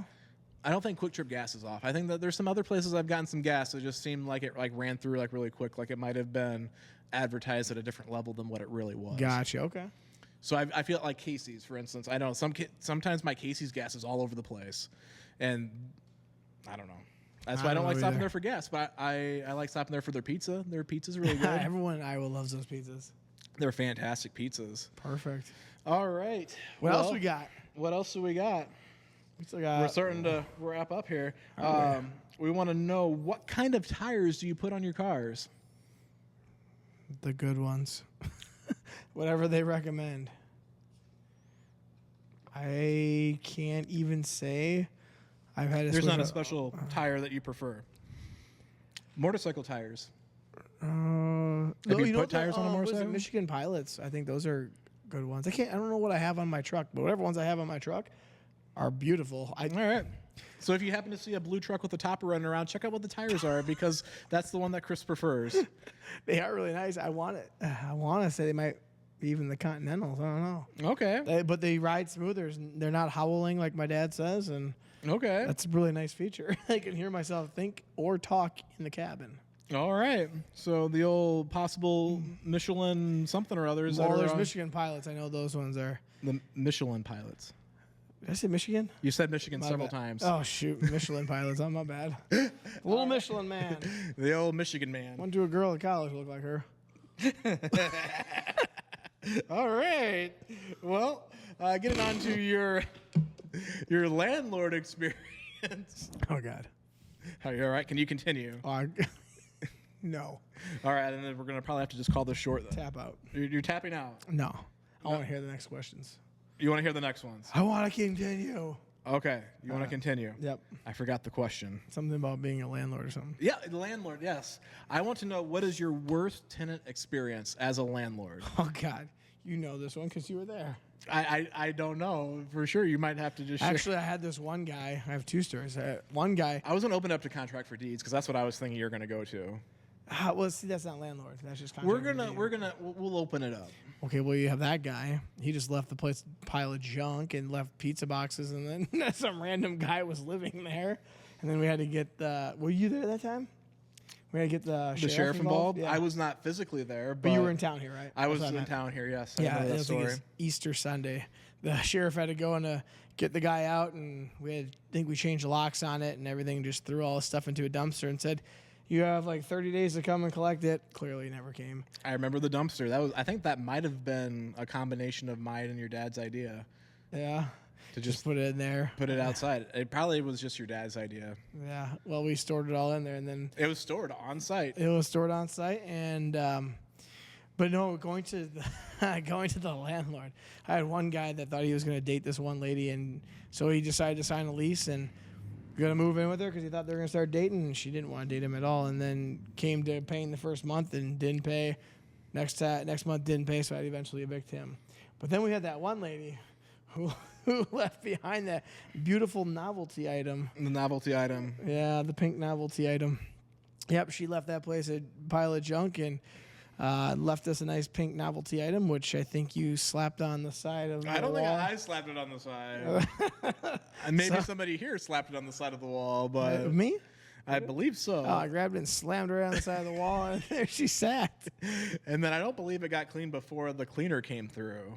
Who knows? But it was gone when we left, so... Yeah, the cleaner came and got everything out, but that was interesting. I mean, it sucks, but the stories are like, jeez, makes for a good podcast story. Yeah, I mean, honestly, out of everything I've seen, that apartment really wasn't even that bad. No, I'm sure It not. was Not just compared to the house I had to take back on that contract for deed. Yeah. Which then, funny thing is, I had Ernie remodel that, and another guy was also did some of the work, and then sold it to. Well, I didn't sell it, but I had it listed. My buddy Marcus Teachout bought it from a different agent, and then when it was time to sell, he didn't know me at the time when he bought the house, but then him and I became friends, and then I sold that house again for him when he moved into his other house that I sold for him. Oh. So actually, I got to relist it after they lived in it for like 3 or 4 years. So here you go, Winona. If you want an agent that sold the house multiple times, Come right see here. me. I'm sure The multiple experience that you get with Jacobson Real Estate right here.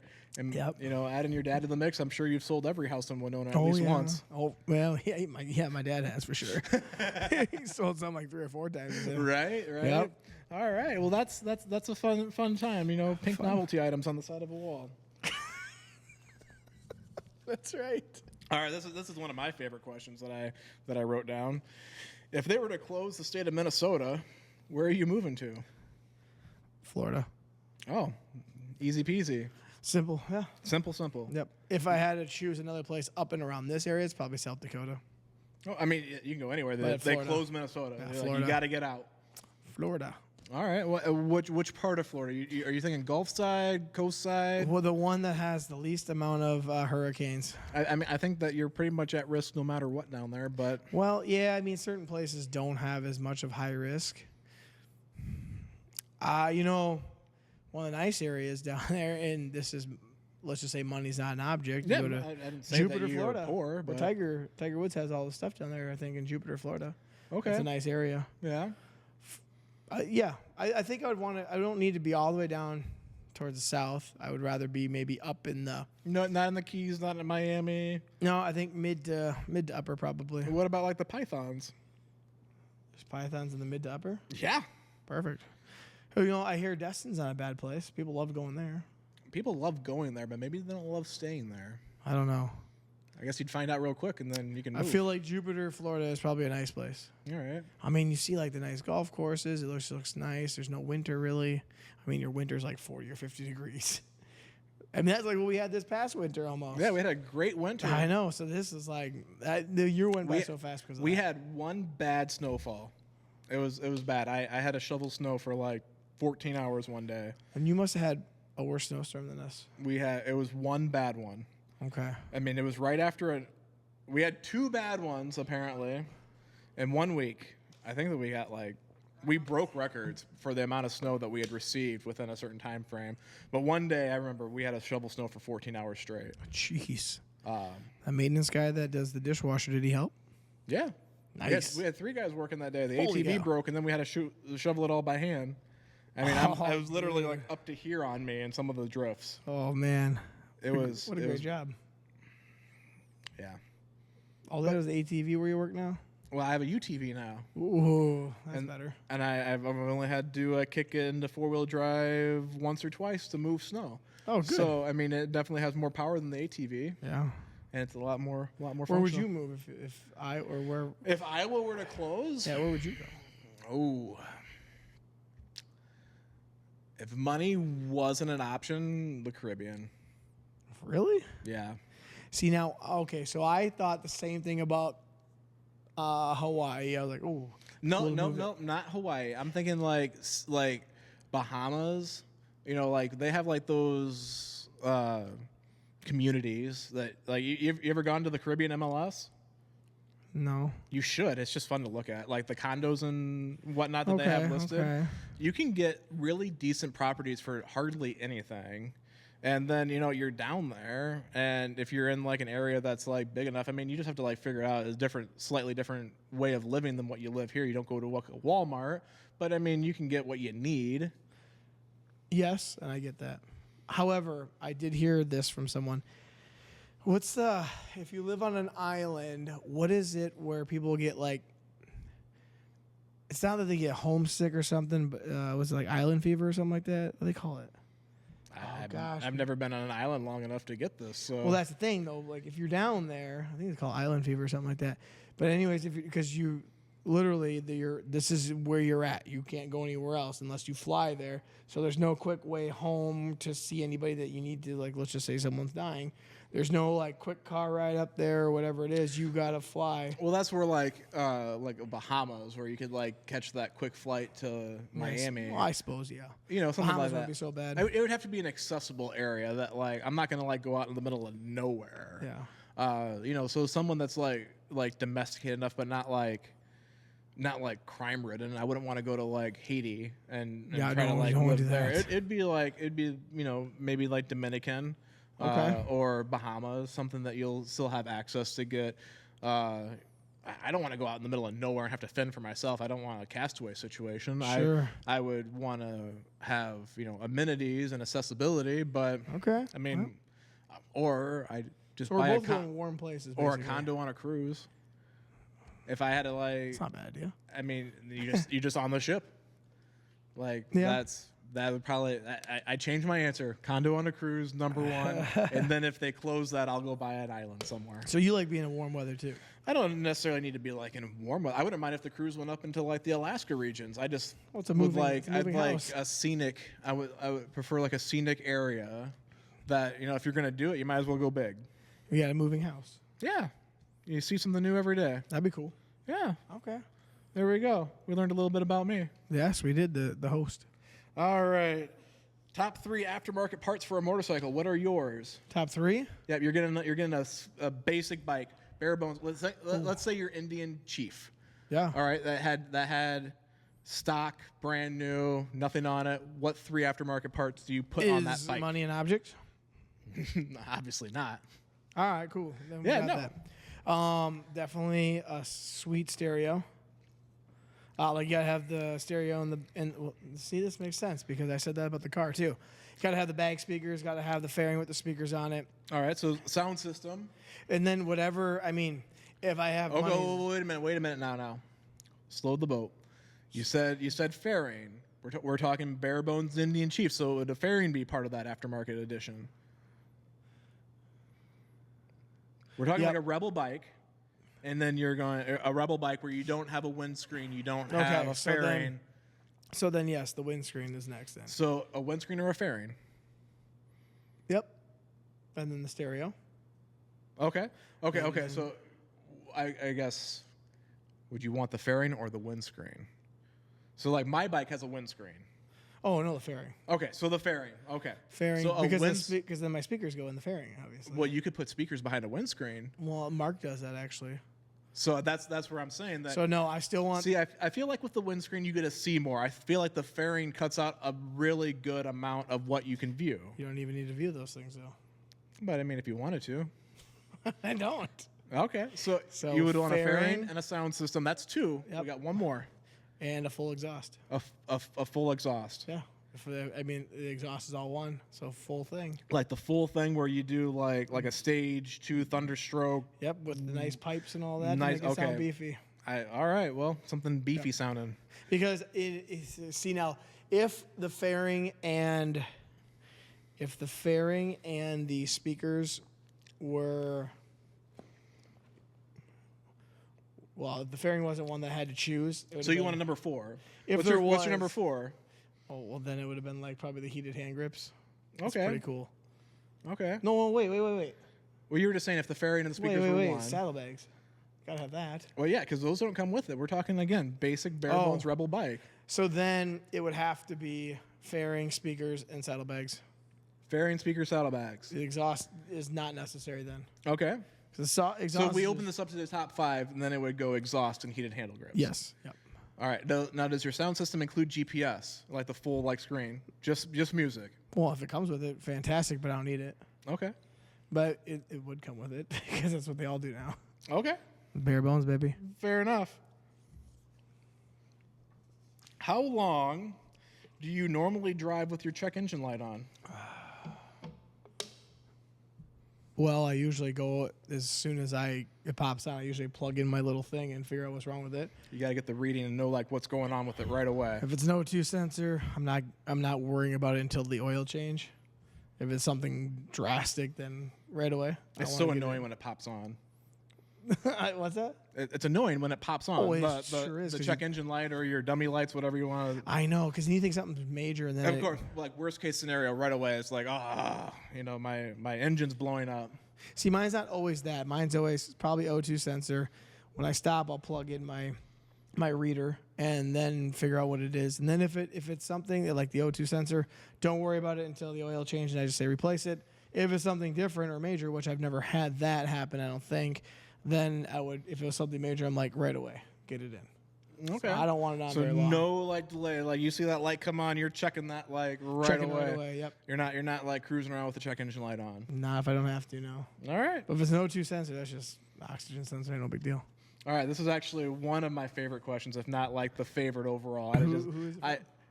I don't know, but it was a really great question that came up. I randomly shuffled this too for us to end on. This is the last question. All right. For us to end on this one, it's pretty special. I forgot it now, though. Here we go. You can go back in time to any era, but you can only go backwards, okay? Mm-hmm. But you can only take the knowledge that you have and a $20 bill. Okay. I will open this up that if the equivalent of $20, that if you go like, if you want to go like way, way back and you want like rupees or whatever they would have in like the olden days, you get $20 worth at that point, like $20 currently today at that point. But if like you took like a $20 bill to an older, like like an 80s or a 90s period, then it would be that $20 bill. So you can account for a little inflation. One of my favorite eras that I teach at school is the Roaring 20s. Okay. I think that's where I'm going. Okay. Just with the quick, didn't know any of these questions were happening, but the Roaring 20s seems like a really cool time. So many things are being developed at the time because some of my favorite things that are happening at that time are like motorcycles, cars, airplanes are all starting to become invented, and I think that's so cool. And the Roaring 20s is just that. It was a good time for like economy until obviously it crashed in 29. But I think somewhere in the 20s era. Okay. So what you take the $20 and your knowledge, and we'll make this interesting. We'll say that you have an equivalent of like a 1920s $20 bill. So whatever the inflation is, like obviously you can't take a modern day 20 and go back in time and like use that. They're gonna like probably beat you or something. I don't know. There are no rules back then. But you know, you have like a 1920s $20 bill, which is probably, I would imagine, somewhere in like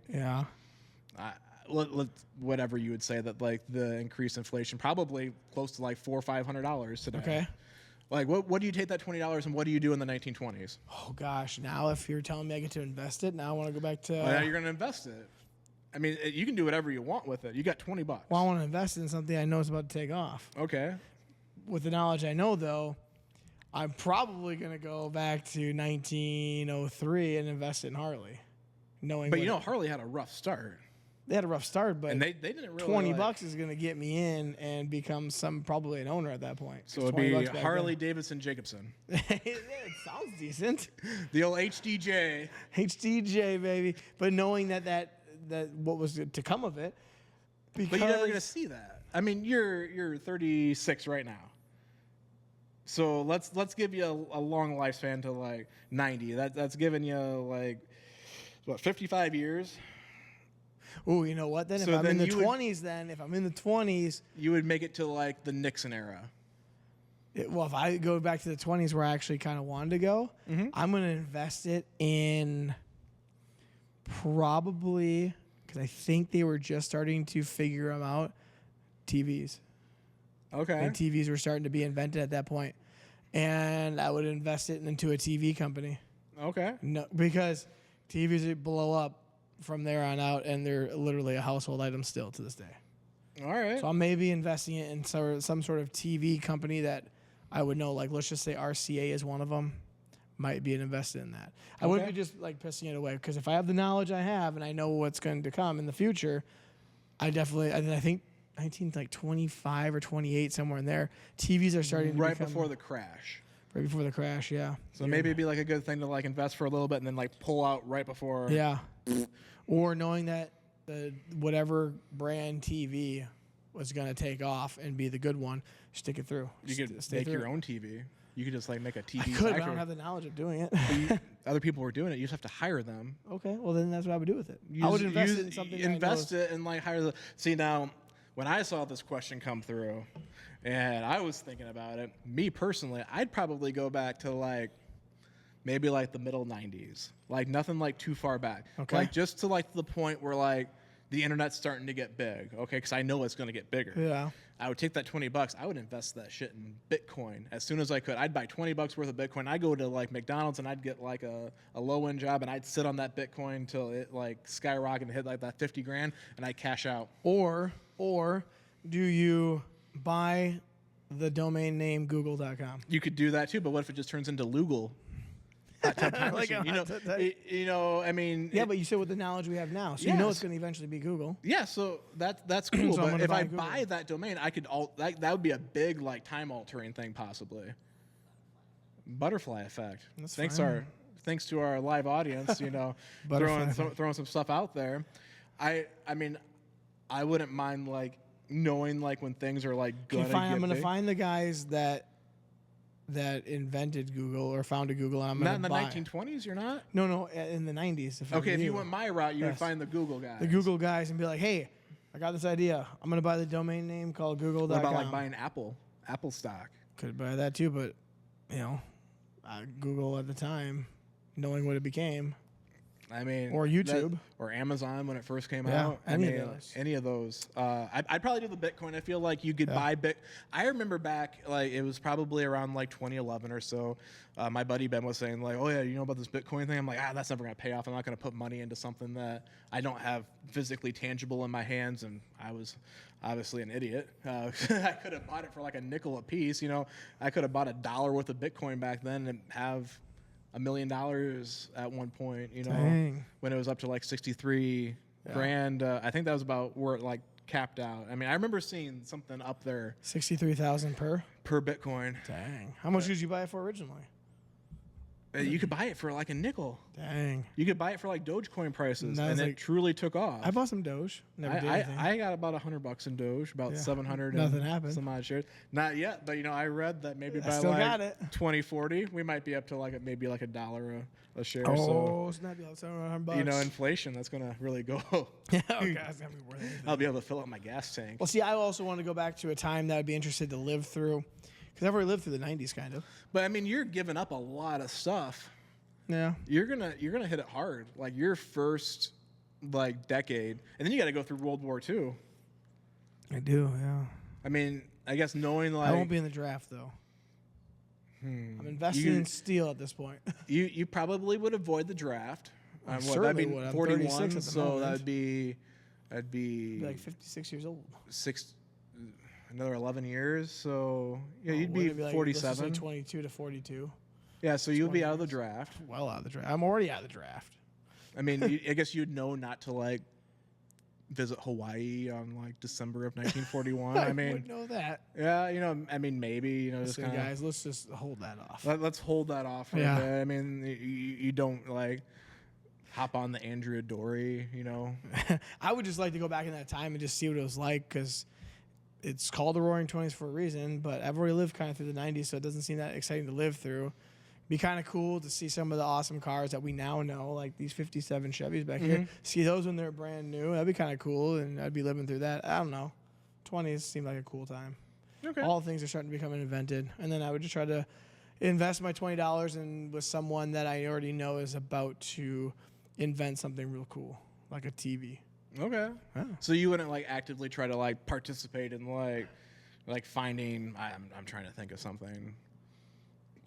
Like the Frito-Lay company, I think that they tried to like, I think that, like they were trying to get together around that time period where they were doing, Fritos down in Texas and like the Lay's chips over wherever they were. Or like Kraft when they did like the cheese substance for the war effort. I mean, that doesn't excite me as much as the production of the but TV. it's safe. I mean, But I already have the knowledge of knowing that's going to be okay. You told me I already have the knowledge. you had the knowledge. So I already Whatever know you can TVs are remember, good. though. I mean, you might forget something like. Forgot that TVs just aren't going to be a good thing. I forgot what a TV was all about. We'll go back to my purple drink. All right. Well, that is our questions for this episode of Cruise and Brews. I think we probably went a little bit longer than I was originally expecting. How long do you think? I was thinking about 2 minutes a question. I knew that we were going to blow through some like really quickly, and I knew that we were going to How probably many questions do you have? 32. 2 times 32 is? Well, that's 64. So I was thinking it'd be about an hour, but I'm sure that we've gone for probably about an hour and a half by this point. 134. Well, there You're we right. go.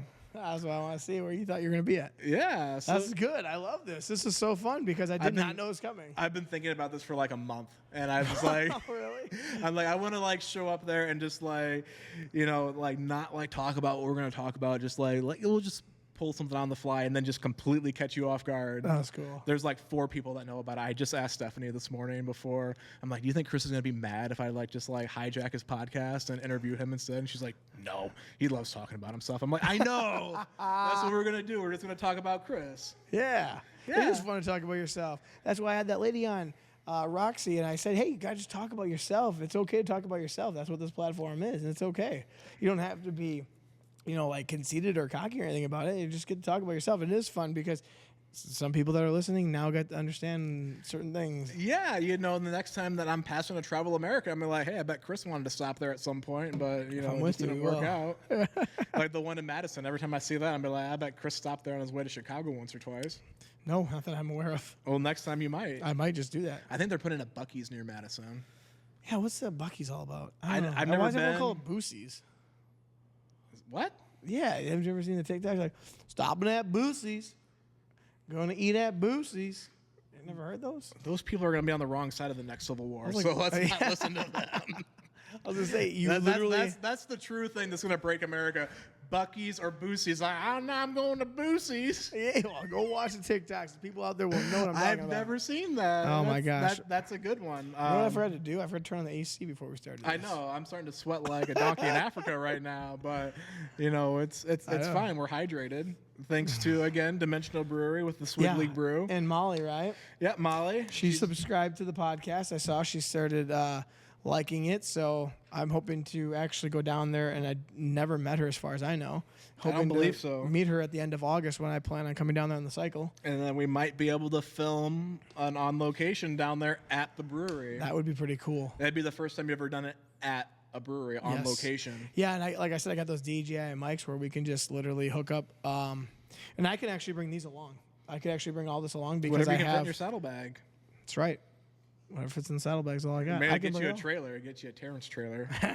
Terrence trailer. Actually, no, I can bring all these, but then I can bring those little wireless mics that we could, I don't know, film something. We'll figure it out. Yeah, It'll be no. a fun time though, because I plan on coming down at the end of August. It could be really hot or it could be just fine. You know, it will. I mean, we were planning on coming up here to go on the river, so who knows? We might be underwater.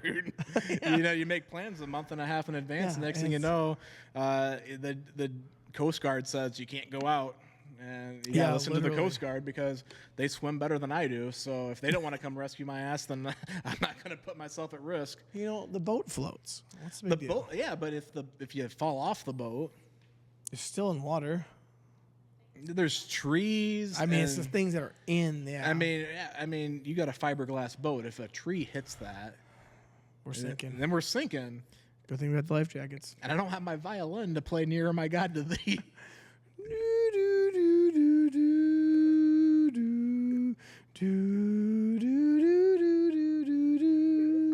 There you have it. Chris the violin. But the ship can't sink. Best YouTube video ever. Yeah. Titanic in 5 seconds. If you haven't seen it, go see it. If they took it down, imagine it. It was fantastic. No, it's still up. It is? I show it to my students sometimes. It's hilarious. But the ship can't sink. It just goes into my heart will go on. Yeah. Right. What else? Anything else you got? You got any other questions? we shotgunned a beer. We did a brewski shot. We brought beer back. Bring beer back again to the Brews and Crews podcast. Whatever that beep beep beep beep beep beep beep beep whatever that is. You're right, because the last one I had with beer on it would have been with Joe Montgomery. It's been a minute. It's been a minute. We It's been about brought a month. beer back. We did a shotgun of a beer. We did some tequila. Yeah. I mean, Jeez, we have everything. it was almost everything. We got to Sour learn beer. more about our host. You're doing a fantastic job. Again, it's probably about Appreciate that. 6.5 months by the time this one comes out. Maybe close to 7 months of, doing the podcast. So No, we're going to be at about 8 months at that point. there you go. I mean, Remember, I had a 6-month episode with Brett and Josh on. Are you following me anymore? I am following you, but I'm talking about 6 full months. Like you started in like January, February, March, April, May, June. We're July 5th right now, so you've had 6 full months of doing 6 full this. months, yes. I guess it depends. That's what you're It's all based on your point of view. This one will come out about the end of July, so. Yeah, and so it's almost 7 full months. Almost 7 full months. But you've been, I mean, And you know Yes, what? People are like, so do you have one come out every single week? And I'm like, yeah, I do. I said, if I can't, I will film one by myself. If I need to, I will do it on something. I don't know what at the moment, but if it had to, yes. But right now that we're doing this one, and then on Tuesday I have another one, that's 3 built up. So that's 3 weeks worth of things that will be and there. then there's a lost episode that maybe not as lost as you think it is. But, worst case scenario, we got to throw something out there, you know. And then I did my first one Thursday episode about Cooper when he passed away. So that was a different aspect of putting one out on a Thursday. Because my whole goal someday is to have Monday, Thursday, if possible. That would be great. But obviously, I mean, even just doing one and making sure it's ready by Monday, if I'm able to sit down for about an hour straight, I can get it all edited and taken care of. Sometimes what takes me the longest is Canva, because I like to play around with the YouTube thumbnail. Little editing and And then I was make thinking, it look good. once the 1 year mark goes, once I'm done with that, once January 1 of 2025 happens, I think I'm going to change up my thumbnail for like the audio portions. So right now, every time it's the same thing every single time. And Brett was saying this to me one time.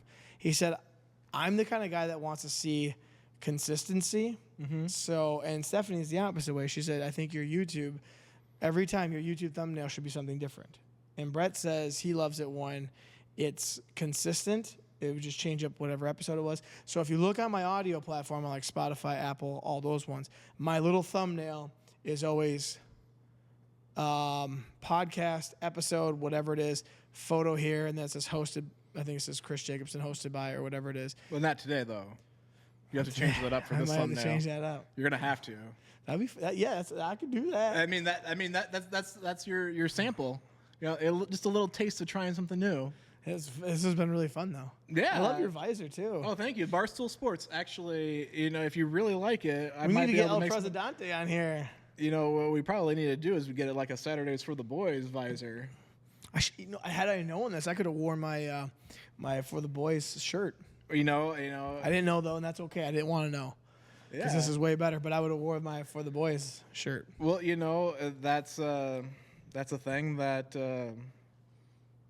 I like wearing it too. I mean, we got that for Brett's bachelor party, so I wear it anytime I go on vacation anywhere. I always wear it. Yeah, it's nice, lightweight. It has it says live dudes in the shape of the neon light from Live nudes.